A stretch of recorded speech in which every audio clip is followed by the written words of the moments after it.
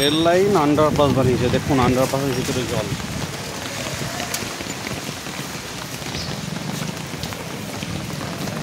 Indian রেলওয়ের underpass, এটা যাবার রাস্তা।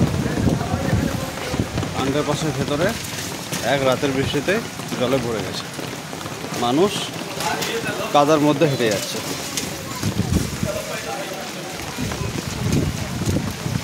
বর্ধমানের পালিতপুরে ইন্ডিয়ান রেলওয়ের আন্ডারপাস। রোজ হাজার হাজার লোক এই আন্ডারপাস দিয়ে যাওয়া আসা করে, শুধুমাত্র এক রাতের বৃষ্টিতে আন্ডারপাসের অবস্থা দেখুন।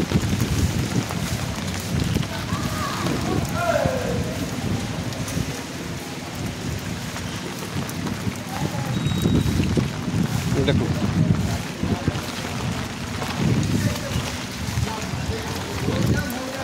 এই যা জল ঢুকেছে, মিনিমাম 10 দিন লাগবে মারতে।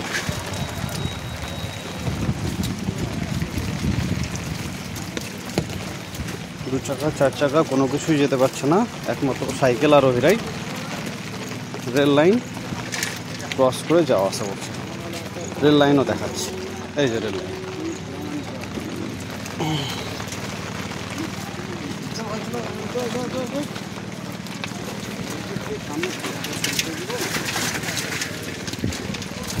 এই যে রেল লাইন।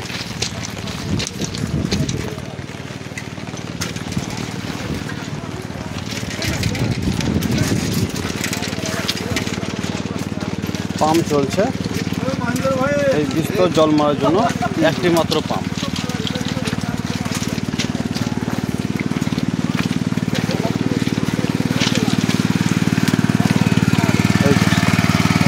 একটি মাত্র পাম্প।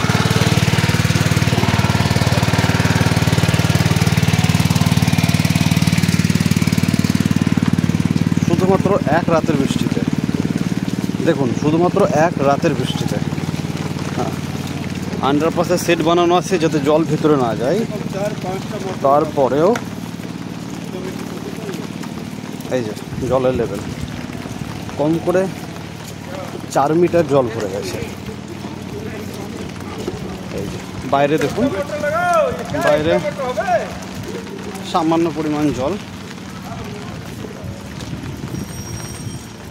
জমিতে অল্প জল, কিন্তু আন্ডারপাসের ভিতরের অবস্থা। ইন্ডিয়ান রেলওয়ের আন্ডারপাস।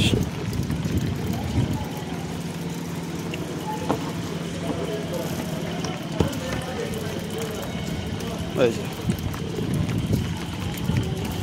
দেখুন কত কষ্ট, একমাত্র সাইকেল যাদের তারাই যেতে পারছে, তাছাড়া বাকিদের অবস্থা থাকে।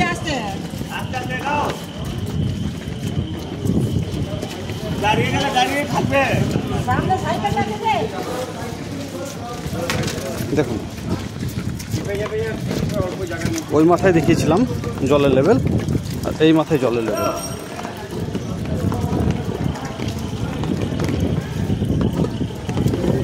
একটি মাত্র পাম্প,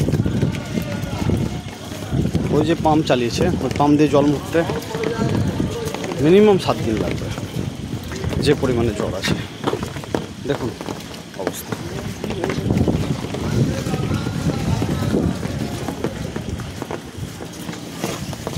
নেমে যাবেন তো, কি অবস্থা দেখুন, মানুষজন কিভাবে যাওয়া আসা করছে।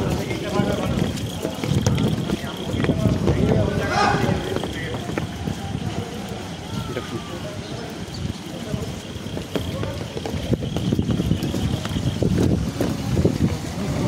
নিচের দিকে অপোজিট সাইডে বন্যার পরিস্থিতি, সেই জল বের হচ্ছে নিচের দিকে।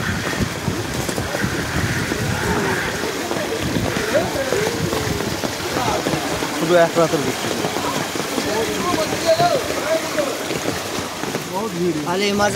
আমরা হেঁটে হেঁটে অফিস যাচ্ছি, এই যে সমস্ত লোক দেখছেন এরা সব হেঁটে হেঁটে অফিস যাচ্ছে। এই দিদি